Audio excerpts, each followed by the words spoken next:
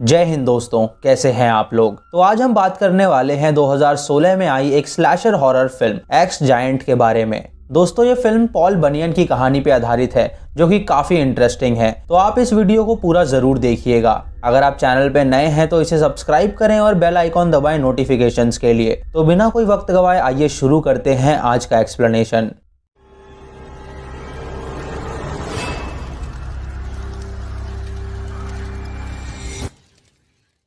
Film की starting में हमें सन 1894 में मिनेसोटा गांव दिखाया जाता है, जहां कई सारे लकड़हारे रहा करते थे। वहां का एक फोरमैन था बिल, जिसके नीचे सभी काम करते थे।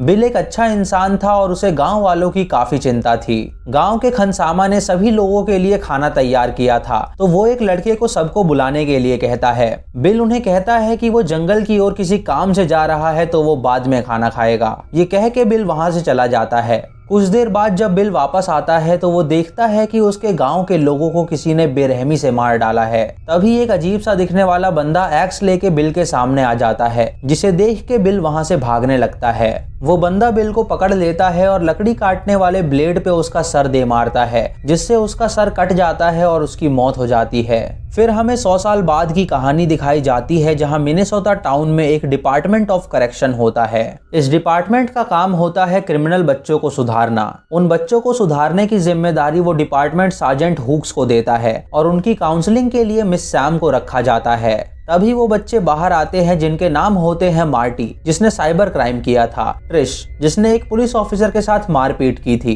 जैक जो कि एक ड्रग डीलर था, रोज जिसने कोर्ट में बदतमीजी की थी, और सीबी जो कि ड्रिंक एंड ड्राइव के केस में फंसी थी। सीबी एक शरीफ की बेटी थी जो उसे छोड़ने आया था, लेकिन सार्जेंट हुक इस बात की परवाह किए बिना सीबी को डांटता है। सार्जेंट हुक सभी को रूल्स बताता है कि उन्हें एक जंगल में ले जाया जा रहा है, जहाँ उन्हें कैंपिंग करके रहना होगा। वो सभी वहाँ उसके ऑर्डर्स फॉलो करेंगे और उन सबकी वहां काउंसलिंग भी होगी। जो इस टेस्ट में फेल होगा उसे सजा मिलेगी और जो पास होगा उसे कोर्ट छोड़ देगा। उसके बाद सार्जेंट उन सभी को अपनी वैन में बैठा के जंगल की ओर ले जाता है। जब वो लोग गेट पे पहुंचते हैं तो एक आदमी उन्हें घूरता है। वो आदमी काफी अजीब सा बर्ताव करता है, मानो कि वो पागल हो। ये सभी लोकेशन पे पहुंचते हैं जहाँ एक कैबिन होता है। सार्जेंट हुक सबको एक लाइन में खड़ा कर देता है और उन्हें बताता है कि उन्हें कैबिन के अंदर नहीं बल्कि बाहर टेंट में रहना होगा। वो सभी को उनके टेंट्स देता है और वहां से जाने के लिए कहता है। उसके बाद हुक मिस सैम को भी एक टेंट देके कहता है कि वो अकेला ही कैबिन में सोएगा, तो वो भी एक टेंट लगा ले। इधर उसी जंगल में एक हिरन घास चर रहा होता है कि तभी वहां एक भालू आ जाता है जो उसे देख लेता है। वो भालू उस पे हमला करने ही वाला होता है कि तभी एक विशाल आदमी उस भालू को पकड़ लेता है और उसकी गर्दन तोड़ के उसे मार डालता है। उसके बाद वो उसके शरीर को काट के खाता है। रात को ये सभी लोग कैंप फायर के पास बैठते हैं जहाँ इनकी काउंसलिंग हो रही थी। ये सभी अपने क्राइम्स के बारे में बातें करते हैं कि वो कैसे यहाँ पहुंचे। रोज उन्हें बताती है कि उसकी एक बेटी भी है जिसे वो बहुत प्यार करती है। ट्रिश बताती है कि जब वो बाहर गई थी तो वहाँ एक झगड़ा चल रहा था। तभी वहाँ एक पुलिस वाला आया जो उसे बुरी नजर से देख रहा था। ये देख के उसने उस पुलिस वाले पे हाथ उठाया तो वो पकड़ी गई। ये सुन के जैक उसे देख के कहता है कि वो सच में देखने लायक है, तो ट्रिश उसे देख के ब्लश करती है। सीबी उन्हें बताती है कि जब वो पार्टी करके लौट रही थी तो वो ड्रंक थी और तभी उसका एक्सीडेंट हो गया जिससे वो पकड़ी गई। जब वो सब ये बातें कर रहे होते हैं तो वहाँ वो पागल आदमी आके उन्हें डराता है। तभी सार्जेंट वहाँ आके उन लोगों को बताता है कि ये मीक्स है जो इस जंगल में अकेला रहता है। वो मीक्स को वहाँ से भगा देता है और सभी को सोने के लिए कहता है। आधी रात को ट्रिश जैक के टेंट में आके उसे किस करने लगती है और वो दोनों इंटीमेट होने ही वाले होते हैं कि मिस सैम वहाँ आके उन्हें अलग कर देती है। अगली सुबह सार्जेंट हुक इन सबको ट्रैकिंग के लिए ले जाने वाला होता है, जहाँ वो अपनी गन भी ले जा रहा था। तभी सैम उससे उसकी गन वापस रखने के लिए कहती है, तो वो अपनी गन को ड्रॉर में रख देता है। उसके बाद वो सभी को ट्रैकिंग के लिए ले जाता है और वो काफी किलोमीटर चलते हैं। इधर मीक्स अपने घर के बाहर पड़े चेस में अपनी चाल चलता है और आसमान की तरफ देख के कहता है कि अब उसकी बारी है। इधर ये सभी ट्रैकिंग करते हुए थक जाते हैं, तो जैक और मार्टी चुपके से वहां से भाग के जंगल को एक्सप्लोर करते हैं। आगे उन्हें एक अजीब सी जगह दिखती है जहां उन्हें एक बैल का स्केलेटन मिलता है। जैक उस बैल के सींग को निकाल के अपने पास रख लेता है और वो दोनों वापस चले जाते हैं। जैक सभी को वो सींग दिखाता है तो रोजा उसे कहती है कि किसी जानवर के शव के साथ खिलवाड़ नहीं करना चाहिए। तभी सार्जेंट वहां आके जैक को डांटता है और उन सभी को वापस चलने के लिए कहता है। इधर गांव में सीबी का पिता एक बार में जाता है जहां उसकी अच्छी जान पहचान थी। वहां का ओनर रेडियो का शौकीन था लेकिन उसके सिग्नल नहीं पकड़ते। तभी वहां बार के ओनर की बेटी मेल आती है जिससे शरीफ उस प्रोग्राम के बारे में पूछता है जहां उसकी बेटी गई थी। वो उसे बताती है कि उसकी भांजी भी उस प्रोग्राम में गई थी जो कि काफी अच्छा था, लेकिन वहां एक बच्चे की जान चली गई थी क्योंकि सार्जेंट हुक ने उस बच्चे को बहुत एक्सरसाइज कराई थी जिससे उसकी मौत हो गई। ये सुन के शरीफ को अपनी बेटी की चिंता होने लगती है तो वो जंगल की ओर जाने का प्लान करता है। इधर जंगल में वो जाइंट अपनी जगह पे जाता है जहां वो देखता है कि उसके बैल के स्केलेटन का सींग गायब है तो वो जोर से चिल्लाता है। उसके चिल्लाने की आवाज जब सभी सुनते हैं तो उन्हें लगता है कि जंगल में कोई शेर है जो दहाड़ रहा है। मिक्स उसकी आवाज सुन के डर जाता है क्योंकि उसे पता होता है कि वो जाइंट गुस्से में है। वो जाइंट सींग की तलाश करने के लिए निकल जाता है तो उसे वो कैंपर्स के पास दिखता है। जब ट्रिश अपने फोन में बिजी होती है तो वो जाइंट उसके पीछे आके खड़ा हो जाता है। तभी वो अपना एक्स उठा के ट्रिश पे हमला कर देता है जिससे उसके शरीर के 2 टुकड़े हो जाते हैं। ये देख के सभी डर जाते हैं और वहां से भागने लगते हैं और वो जाइंट उनका पीछा करता है। भागते हुए वो जाइंट अपना एक्स एक पेड़ पे मारता है जिसकी टहनी टूट के रोजा पे गिर जाती है और वो जख्मी हो जाती है। तभी वो जाइंट सार्जेंट हुक पे हमला कर देता है जिससे उसका शरीर कट जाता है। ये देख के वो सभी वहां से भागने लगते हैं और वो जाइंट सार्जेंट को अपने पैर से कुचल देता है।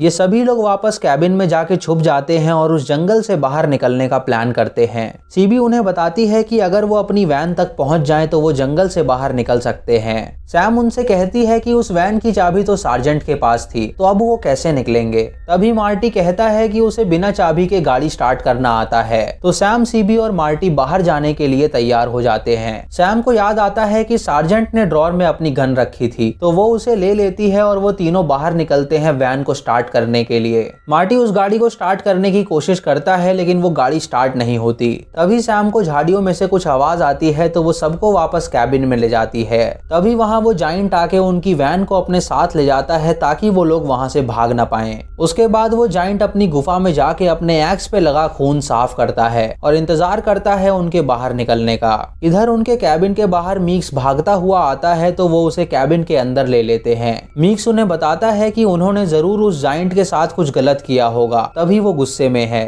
तभी सीबी उसे वो सींग दिखाती है जो जैक ने चुराई थी। तो मीक्स उस सींग को देख के कहता है कि उन्होंने ये बहुत बड़ी गलती कर दी। वो सभी उससे पूछते हैं कि आखिर ये जाइंट है कौन, तो वो उन्हें उसकी कहानी बताता है। वो उन्हें बताता है कि 100 साल पहले मिनेसोटा गांव में एक फोरमैन हुआ करता था जिसका नाम था बिल। बिल को एक बेटा हुआ था पॉल बनियन जिसको एक अजीब बीमारी थी। बचपन में ही उस बच्चे का शरीर बहुत बड़ा था और वो काफी ताकतवर भी था। डॉक्टर्स ने कहा कि ये बच्चा बढ़ता ही चला जाएगा लेकिन इसका दिमाग एक बच्चे की तरह ही रहेगा। जब पॉल 5 साल का हुआ तो वो 6 फीट लंबा था और उसका जिगरी दोस्त एक बैल था जिसका नाम उसने बेब रखा था। उस साल लकड़हारों ने इतने पेड़ काट दिए थे कि जंगल समाप्त हो गया था और सभी जानवर वहां से भाग गए थे, जिसकी वजह से गांव में भुखमरी फैल गई क्योंकि उनके पास खाने के लिए कुछ नहीं था। एक दिन उनके जाल में पॉल का जिगरी दोस्त उसका बैल फंस गया। फोरमैन बिल ने जब उसे देखा तो उसने उसे गोली मार दी ताकि गांव वाले उसके मांस से अपनी भूख मिटा सके, जबकि उसे पता था कि वो उसके बेटे पॉल का दोस्त था। सभी गांव वालों ने उस दिन बैल का मांस खाया अपनी भूख मिटाने के लिए और जब पॉल को ये पता चला तो वो गुस्सा हो गया। उसने एक एक्स उठाई और सारे गांव वालों को मार डाला और सबसे गंदी मौत उसने अपने पिता को दी। उसके बाद वो जंगल से भाग गया लेकिन बाकी गांव वालों ने उसे पकड़ लिया। वो एक लड़की से प्यार करता था लेकिन वो लड़की उससे नफरत करने लगी। उसके बाद पॉल को एक गुफा में बंद कर दिया गया और उस गुफा को बम से उड़ा दिया, लेकिन पॉल जिंदा बच गया और वहां से भाग के वो पहाड़ की चोटी पे जाके रहने लगा। कई सालों तक वो वहीं रहा और बढ़ता गया। मीक्स उन्हें ये भी बताता है कि उन्होंने उसके जिगरी दोस्त बैल की कब्र से वो सींग चुराई है जिसकी वजह से वो गुस्से में है और वो उन्हें नहीं छोड़ेगा। ये सुन के जैक उस बैल की सींग को लेके बाहर जाता है और उसे फेंक देता है। वो पॉल से चिल्ला के कहता है कि ये लो अपनी सींग और उन्हें माफ करो। तभी पॉल उसे वो सींग फेंक के मारता है जो उसके शरीर के आर पार हो जाती है। उसके बाद पॉल उसे घसीट के अपने साथ ले जाता है और उसे मार डालता है। ये देख के सभी डर जाते हैं और वापस कैबिन में जाके छुप जाते हैं। इधर शरीफ को अपनी बेटी की चिंता हो रही होती है तो वो अगली सुबह वहां जाने के लिए निकल जाता है। इधर मीक्स सीबी को बताता है कि पॉल ने उसे अभी तक इसीलिए नहीं मारा है क्योंकि उसकी शक्ल उसकी प्रेमिका से मिलती है। वो उसे उसकी फोटो दिखाता है और कहता है कि पॉल उसे फिर से पाना चाहता है। इधर शरीफ जब जंगल में पहुंचता है तो वहां सार्जेंट की लाश देखता है जिससे उसे पता चलता है कि वहां जरूर कोई गड़बड़ गड़बड़ है। वो टावर पे चढ़ के रेडियो से अपनी टीम को बुलाने की कोशिश करता है, लेकिन उसका मैसेज कोई नहीं सुनता। उसकी फ्रीक्वेंसी गलती से बार के रेडियो से कनेक्ट हो जाती है, जिसकी वजह से बार का मालिक उसका मैसेज सुन लेता है। इधर पॉल बैनियन उनके कैबिन के पास पहुंच के उसे तोड़ने लगता है, जिससे वो सभी डर जाते हैं। तभी वो रोजा को उठा के पटक देता है, जिससे उसकी मौत हो जाती है। ये देख के सैम पॉल की आंख में शूट करती है, जिससे वो जख्मी हो जाता है और उन सबको वहां से भागने का मौका मिल जाता है। तभी सीबी का पिता शरीफ वहां आ जाता है, जो पॉल को गोली मारता है, जिससे वो जख्मी होकर नीचे गिर जाता है। जब वो सब भागने वाले होते हैं तो मीक्स उन पे गोली तान के उन्हें रोकने की कोशिश करता है। वो उन्हें कहता है कि पॉल को उसकी प्रेमिका दोबारा मिलनी चाहिए, तो वो उन्हें कहीं नहीं जाने देगा।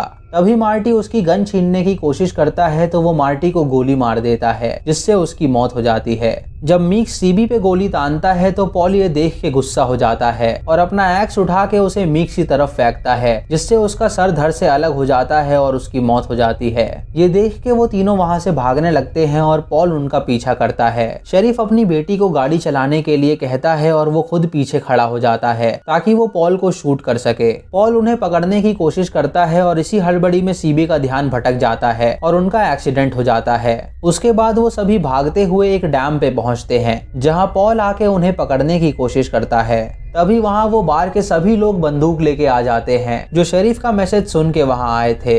वो पॉल को गोलियों से छन्नी कर देते हैं, जिससे उसके काफी खून बहने लगता है। वो सीबी की ओर देख के उसकी तरफ हाथ बढ़ाता है और मर के पानी में गिर जाता है। सीबी जब ये देखती है तो उसे पॉल की मौत से बहुत बुरा लगता है और मूवी खत्म हो जाती है। तो दोस्तों ये थी इस फिल्म की कहानी, जो कि पॉल बैनियन की कहानी पे आधारित है। दोस्तों पॉल बैनियन का जन्म मिनेसोटा में हुआ था और वो जन्म के समय से ही काफी बड़ा था। वो एक दिन में इतना दूध पीता था कि उसके पिता को 4 दर्जन गायों का दूध निकालना पड़ता था। वो इतना बड़ा था कि जब वो चीखता था तो लोगों को लगता था कि भूकंप आ गया है। बड़े होके पॉल भी अपने पिता की तरह लगड़हारा बना और उसमें इतनी ताकत थी कि वो एक झटके में पूरे पेड़ को काट दिया करता था। पॉल ने अपने लिए एक बड़ी सी एक्स तैयार की थी, जिससे वो पेड़ों को काटा करता था। पॉल एक अच्छा इंसान था, लेकिन उसके विशाल होने के कारण उसका कोई दोस्त नहीं था। एक दिन जंगल में उसे एक बेबी ऑक्स मिला जो ठंड से ठिठुर रहा था। उसने उसकी मदद करी और उसी से दोस्ती कर ली। वो दोनों इनसेपरेबल थे और जहां पॉल जाता बेबी द ऑक्स उसके साथ आता था। दोस्तों इसी कहानी को ध्यान में रखते हुए ये फिल्म बनाई गई है। दोस्तों माना कि ये फिल्म लो बजट थी, लेकिन आप इसे एक बार जरूर देख सकते हैं, क्योंकि इसकी कहानी बहुत अच्छी है। तो दोस्तों ये थी आज की वीडियो। अगर आपको वीडियो पसंद आई हो तो आप हमें कमेंट सेक्शन में जरूर बताएं। आप यस और नो में जवाब दे सकते हैं। अगर आप चैनल पे नए हैं तो इसे सब्सक्राइब करें और बेल आइकॉन दबाएं नोटिफिकेशंस के लिए। और मूवी लिंक्स के लिए आप हमें टेलीग्राम पे फॉलो कर सकते हैं। और दोस्तों वीडियो को लाइक और शेयर करना बिल्कुल मत भूलिएगा। तो मैं मिलता हूँ आपको अगली वीडियो में। तब तक के लिए जय हिंद।